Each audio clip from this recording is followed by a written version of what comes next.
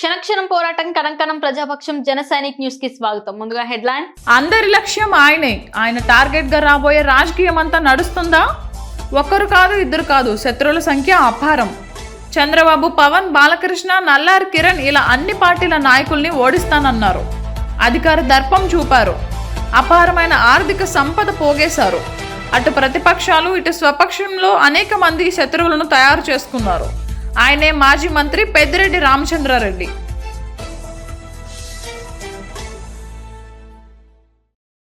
బాబును చూడాలి అంటూ కాన్వాయ్ వెంట మహిళ పరుగులు. కారు ఆపి మాట్లాడిన చంద్రబాబు నాయుడు. మదనపల్లి నుంచి వచ్చినట్లు చెప్పిన నందిని. జ్వరంతో ఉన్నా మిమ్మల్ని చూడాలని వచ్చానన్న నందిని. వెంటనే ఆసుపత్రికి తీసుకెళ్లాలని మదనపల్లి నాయకులకు సూచించిన బాబు. పద్మవ్యూహంలో అభిమన్యుడు ఓడిపోయి చనిపోయాడు. మహాభారతంలో దానకర్ణుడు శాపగ్రస్తుడై ప్రాణాలు వదిలాడు. మదనపల్లె రాజకీయ మహాభారతంలో అస్మదీయులు తస్మదీయులు పన్నిన రాజకీయ పద్మవ్యూహాలను బలిజన బహుజన పేదలండతో షాజహాన్ ఛేదించారు. టీడీపీ, జనసేన, బీజేపీ కూటమిని గెలిపించారు. మదనపల్లె కోట మీద 17 ఏళ్ల తర్వాత టీడీపీ జెండా ఎగురవేశారు. షాజహాన్ రాజకీయ బాహుబలిగా మదనపల్లె చరిత్రకెక్కారు. ఇక డీటెయిల్స్ చూస్తే అందరి లక్ష్యం ఆయనే. ఆయన టార్గెట్ గా రాబోయే రాజకీయం అంతా నడుస్తోంది. ఒక్కరు కాదు, ఇద్దరు కాదు, శత్రువుల సంఖ్య అపారం. చంద్రబాబు, పవన్ కళ్యాణ్, బాలకృష్ణ, నల్లారి కిరణ్ ఇలా అన్ని పార్టీల నాయకుల ఓటమికి పనిచేశారు. అధికార దర్పం చూపారు. అపారమైన ఆర్థిక సంపద పోగేశారు. అటు ప్రతిపక్షాలు ఇటు స్వపక్షంలో అనేక మంది శత్రువులను తయారు చేసుకున్నారు. ఆయనే మాజీ మంత్రి పెద్దిరెడ్డి రామచంద్రారెడ్డి. పెద్దిరెడ్డి పని పట్టేందుకు ఇప్పుడు అధికార పార్టీ నేతలంతా కాచు కూర్చుని ఉన్నారు. ఒక్కరైతే పర్లేదు, కానీ కూటమిలోని 3 పార్టీలలో పెద్దిరెడ్డి రామచంద్రారెడ్డికి శత్రువులు ఉన్నారు. ఈ ఎన్నికల్లో మరింత పెరిగారు. దీంతో ఆయన లక్ష్యంగా అధికార పార్టీ ఎక్కుపెట్టే అవకాశాలు స్పష్టంగా కనిపిస్తున్నాయి. వ్యక్తిగతంగా సుదీర్ఘ రాజకీయాల నుంచి కొందరితో శత్రువులుంటే మరికొందరిని పార్టీ కోసం తనకు వ్యతిరేకంగా మార్చుకున్నారు పెద్దిరెడ్డి రామచంద్రారెడ్డి. ఇప్పుడు వైఎస్ జగన్ కంటే ముందు ఆయనపై ప్రతీకారం తీర్చుకోవడమే అధికార పార్టీ నేతలకు ఫస్ట్ ప్రయారిటీగా మారనుందన్న కామెంట్స్ బలంగా వినిపిస్తున్నాయి. టీడీపీ అధినేత చంద్రబాబు నాయుడుతో పెద్దిరెడ్డి రామచంద్రారెడ్డి వైరం ఈనాటిది కాదు. యూనివర్సిటీ రాజకీయాల నుంచి ఇద్దరి మధ్య పొసగదు.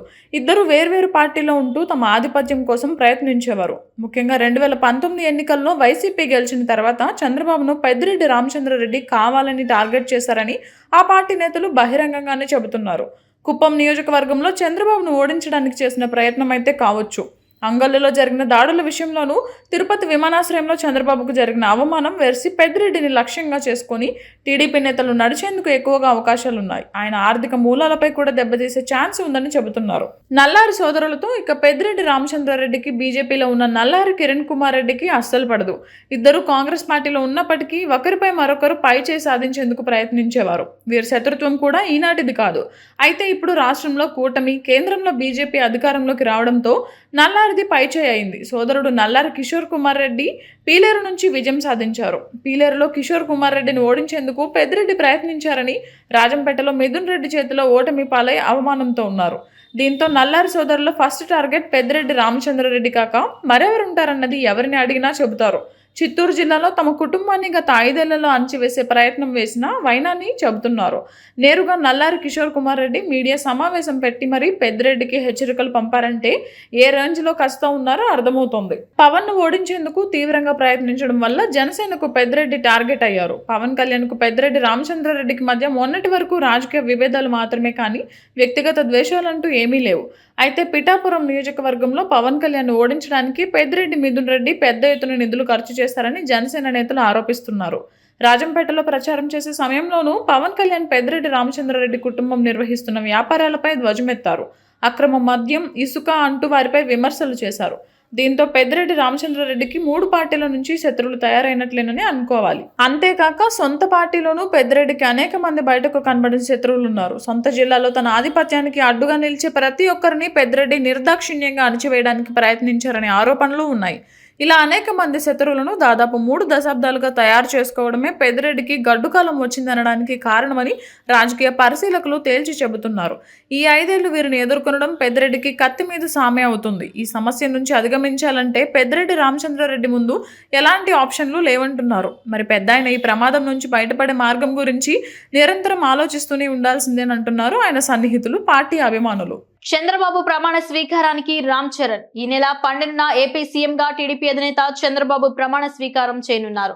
అయితే ఈ కార్యక్రమానికి mega power star Ram Charan హాజరు కానున్నట్లు తెలుస్తోంది. ఇప్పటికే ప్రభుత్వం నుంచి రామ్ చరణ్ కు ఆహ్వానం వెళ్లినట్లు సమాచారం.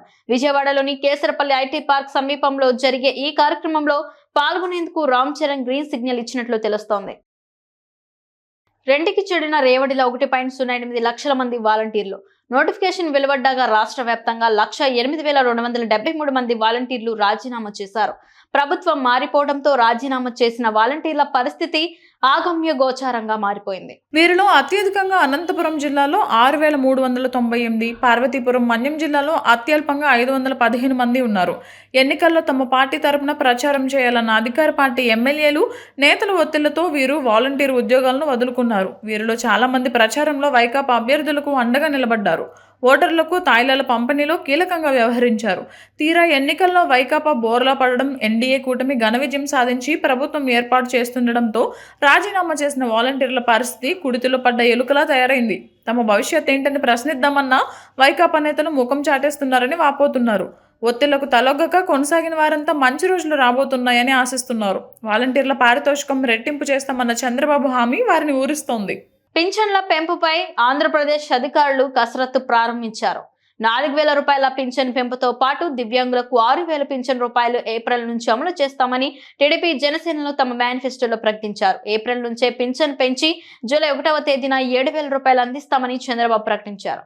దీంతో అధికారులు కసరత్తు ప్రారంభించారు. ప్రస్తుతం రాష్ట్ర వ్యాప్తంగా 65.30 లక్షల మంది పింఛన్ లబ్ధిదారులు ఉండగా వీరు పింఛన్ కోసం నెలకు 1,939 కోట్లను ప్రభుత్వం విడుదల చేస్తోంది.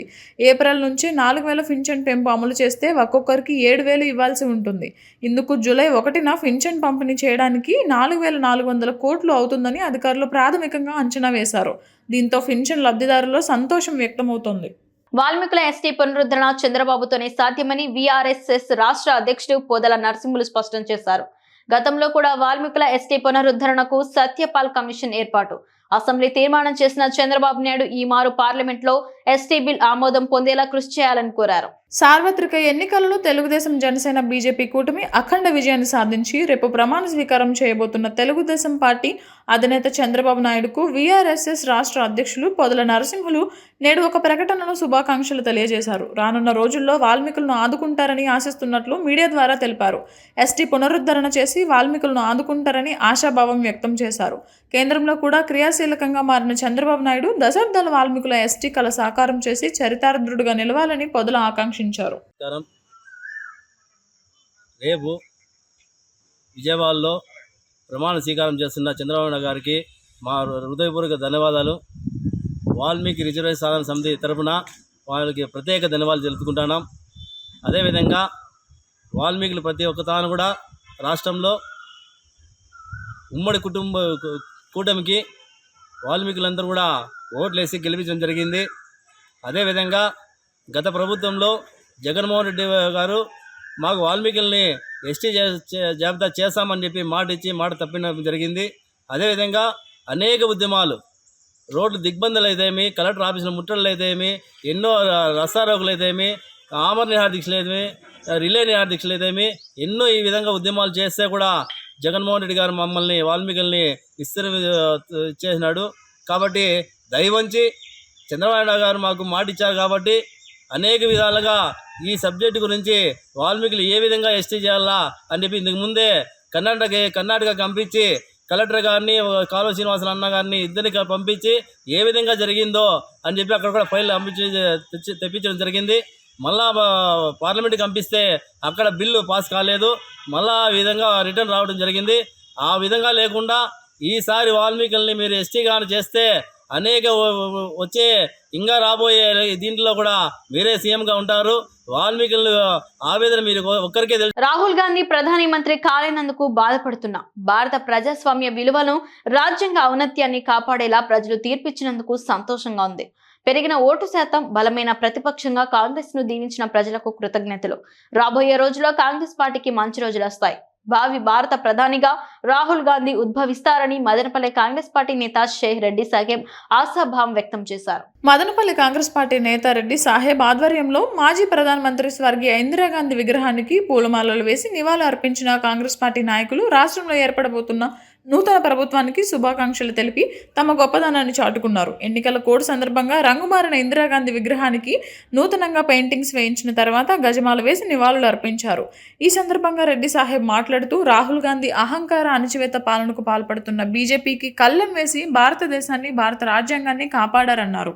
ఇలాగే రాహుల్ గాంధీని ప్రధానిని చేసే వరకు ప్రతిక్షణం పోరాడుతూ ప్రజలతోనే ఉంటామని ప్రతిజ్ఞ చేశారు. రేపు ముఖ్యమంత్రిగా ప్రమాణ స్వీకారం చేస్తున్న చంద్రబాబు నాయుడుకి, పవన్ కళ్యాణ్కి మరియు మదనపల్లి ఎమ్మెల్యే షాజహాన్ బాషాకి హృదయపూర్వక శుభాకాంక్షలు తెలియజేశారు.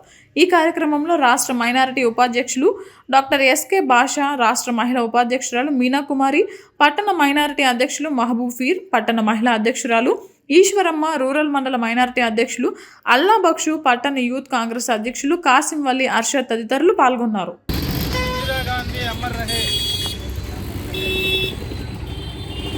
దాదాపు 3 నెలల నుంచి సార్వత్రిక ఎన్నికల కోల్లో భాగంగా ఆంధ్రప్రదేశ్ రాష్ట్రంలో కానీ యావత్ భారతదేశంలో విగ్రహాలకు ఎన్నికల కోల్లో భాగంగా మూసిపెట్టినారు. ఈ మధ్యనే కోడ్ ఎత్తేసిన సందర్భంలో మదనపల్లి కాంగ్రెస్ పార్టీ తరఫున ఇందిరాగాంధీ గారికి మొత్తం పెయింట్లు చేయించి, శుభ్రం చేయించి, ఈరోజు పూలమాలతో శ్రీమతి ఇందిరాగాంధీ గారిని నమస్కరించుకోవడం జరిగింది. అలాగే ఇందిరమ్మ మనవడు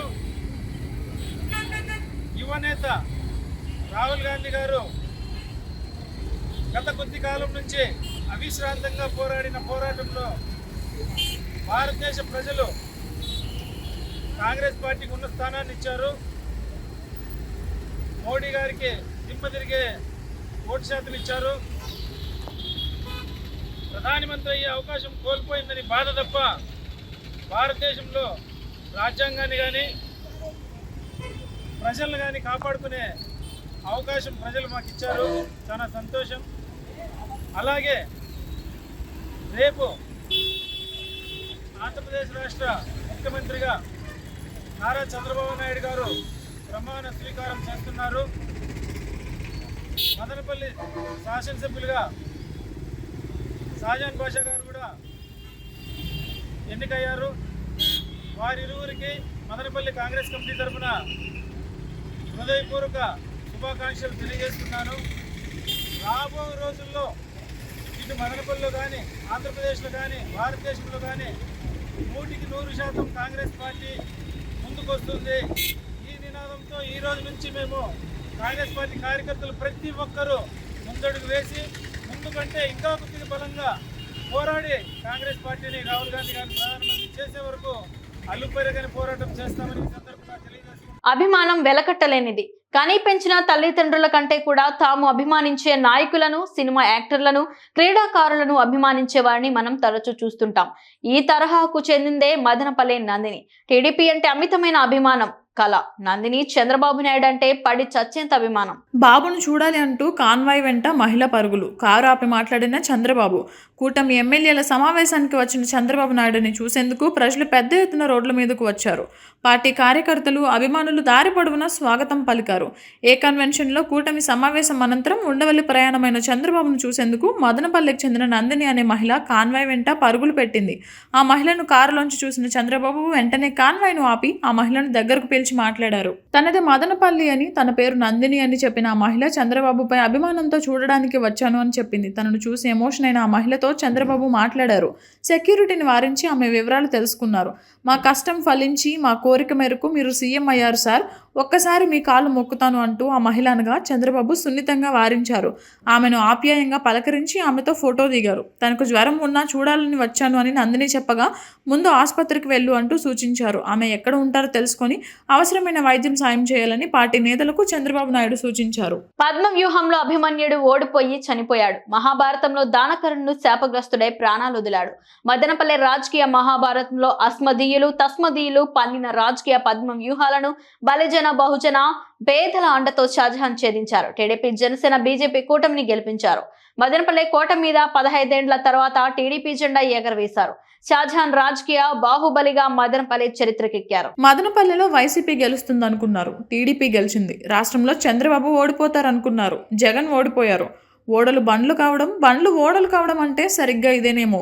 ఉత్కంఠగా సాగిన మదనపల్లె రాజకీయ పోరు షాజహాన్ గెలుపుతో భారీ మలుపుకు దారితీసింది. 17 ఏళ్లుగా మదనపల్లెలో ఎంపీ మిథున్ దర్శకత్వంలో దోబూచులాడుతున్న వైసీపీ రాజకీయ ఆధిపత్యానికి గండిపడింది. మదనపల్లె టీడీపీ అంటే తాముంటేనే మదనపల్లె టీడీపీ ఉంటుందని స్థానిక టీడీపీ పెత్తందారి జమీందారుతనానికి కాలం చెల్లిపోయింది. టీడీపీ అంటేనే క్యాడర్, పార్టీ వ్యవస్థాపకులు. ఎన్టీఆర్ కాలం నుంచి టీడీపీ అంటే పేద మూగ జనాల పరవలు తొక్కే పసుపు సైన్యం. వీరిని టార్గెట్ చేసుకునే జగన్ 5 ఏళ్ల సంక్షేమ యుద్ధం సాగింది. ఈ మూగ జనాల ఘోష, ఆవేదన స్థానిక జమీందారు పోకడల పసుపు నేతల చెవికెక్కలేదు. ఆత్మాభిమానం మెండుగా ఉండి టీడీపీ పట్ల చెక్కు చెదరని అభిమానం కలిగిన మదనపల్లె టీడీపీ క్యాడర్ స్థానిక పార్టీ నేతల అహంకార ఎగతాళి ధోరణులతో చిత్రవద అయింది. స్థానిక నేతల స్వార్థ కీచులాటలతో విసుగెత్తిపోయింది. నేతల కక్ష సాధింపు ధోరణులతో రాటెత్తిపోయింది. ఎన్టీఆర్ మీదున్న మమకారం, చంద్రబాబు మీదున్న అభిమానంతో ఊపిరి బిగబెట్టుకున్న మదనపల్లె టీడీపీ శ్రేణులు షాజహాన్ రాకతో ఒక్కసారిగా ఉవ్వెత్తున ఎగిసిపడ్డాయి. ఏవో బంధనాలను తెంచుకొని స్వేచ్ఛలో విహరిస్తున్నట్లుగా మదనపల్లె టీడీపీ క్యాడర్ ప్రవర్తించింది. తనదైన శైలితో జన హృదయాలను దోచుకున్న షాజహాన్ను టీడీపీ క్యాడర్ స్వచ్ఛందంగా బ్రహ్మరథం పట్టింది. కూతవేటు దూరంలో చంద్రబాబు మీద జరిగిన రాళ్లదాడులు, క్రిమినల్ కేసుల బనాయింపులు, ఆయన్ను రాజమండ్రి జైల్లో పెట్టడం, మదనపల్లె వరుస ఓటములు ఇవన్నీ మదనపల్లె టీడీపీ క్యాడర్లో కసిని పెంచాయి. విజయం కోసం వారందరూ పరితపించారు, కుతుకుతులాడిపోయారు. రాష్ట్రంలో టీడీపీ అధికారంలోకి వస్తుందో రాదో ఖచ్చితంగా తెలియకపోయినా షాజహాన్ నేతృత్వంలో వైసీపీని ఎదుర్కొనేకి మదనపల్లె పసుపు సైన్యం సమరశంఖం పూరించింది. అగ్గికి గాలి తోడైనట్లు టీడీపీకి జనసేన కలిసింది. రాజకీయాల్లోకి లేటుగా వచ్చినా లేటెస్ట్గా పావులు కదిపిన జనసేన మదనపల్లె నాయకులు శ్రీరామ రామాంజనేయులు ఒకవైపు, మదనపల్లె బలిజ సేవా సమితి మరోవైపు ఎన్నికల రంగంలోకి దూకడంతో మదనపల్లె ఎన్నికలు ఏకపక్షంగా మారిపోయాయి. జనసేన మదనపల్లె నాయకులు శ్రీరామ రామాంజనేయుల ఆధ్వర్యంలో జన సైనికులు వీర విజృంభణ చేశారు. భుజం కలిపి నియోజకవర్గంలో కదం తొక్కారు. తడబడక వెనుకబడక వైసీపీతో తలబడి నిలబడ్డారు. కూటమి అభ్యర్థి షాజహాన్ గెలుపు డంకా మోగించారు. దీనికి తోడు మదనపల్లె బలిజ సేవా సమితి ఈ ఎన్నికల్లో పెద్దన్న పాత్ర పోషించింది. మాజీ మంత్రి పెద్దిరెడ్డి విగ్రహ రాజకీయాలను స్వాగతిస్తూనే తమకు న్యాయంగా దక్కాల్సిన రాజకీయ సామాజిక సమానత్వం కోసం మదనపల్లె బలిజ సేవా సమితి సమరశంఖం పూరించింది. జనసేన అధిపతి పవన్ కళ్యాణ్ పిలిపే ప్రభంజనంగా మదనపల్లె బలిజ సేవా సమితి ఆహారహం శ్రమించింది. నిమ్మనపల్లె రామసముద్రంలో వైసీపీ దూసుకుపోతున్న మదనపల్లె అర్బన్ రూరల్ మండలాల్లో తన తడాకా చూపించింది. ఒక్కడి కోసం అందరి కోసం ఒక్కటి ఏకతాటి మీదకు బలిజనులను తెచ్చి షాజహాన్ గెలుపును మదనపల్లె బలిజ సేవా సమితి ఏకపక్షం చేసిందనడంలో అతిశయోక్తి ఎంతమాత్రం లేదు. ఫలితాలు వెలువడక ముందే మదనపల్లె ఎమ్మెల్యేగా షాజహాన్ను అభినందించి రాజకీయ తిమ్మరుసుగా మదనపల్లె బలిజ సేవా సమితి రుజువు చేసుకుంది. ఇక షాజహాన్ మదనపల్లె రాజకీయ బాహుబలిగా నిలిచారు. బీజేపీ మైత్రి బంధం ఒకవైపు తన గెలుపుకు శాపంగా మారుతున్న అస్మదీయులు తస్మదీయులు పక్కలో బల్లెంలా వెన్నుపోట్లు పొడుస్తూ ఉన్న శల్య సారథ్యాలను భరిస్తూ శకుని మామలను కట్టడి చేస్తూ నియోజకవర్గంలోని బలిజన బహుజన పేదల అండతో మదనపల్లెలో టీడీపీ జనసేన బీజేపీ జెండా ఎగరేశారు. చంద్రబాబు లోకేష్ నమ్మకాన్ని నిలబెట్టారు. షాజహాన్ మదనపల్లె రాజకీయ బాహుబలిగా నిలిచిపోయారు. వార్తలు ముగించే ముందు హెడ్లైన్స్ మరోసారి. అందరి లక్ష్యం ఆయనే. ఆయన టార్గెట్ గా రాబోయే రాజకీయం అంతా నడుస్తుందా? ఒకరు కాదు, ఇద్దరు కాదు, శత్రువుల సంఖ్య అపారం. చంద్రబాబు, పవన్, బాలకృష్ణ, నల్లారి కిరణ్ ఇలా అన్ని పార్టీల నాయకుల్ని ఓడిస్తానన్నారు. అధికార దర్పం చూపారు. అపారమైన ఆర్థిక సంపద పోగేశారు. అటు ప్రతిపక్షాలు ఇటు స్వపక్షంలో అనేక మంది శత్రువులను తయారు చేసుకున్నారు. ఆయనే మాజీ మంత్రి పెద్దిరెడ్డి రామచంద్రారెడ్డి.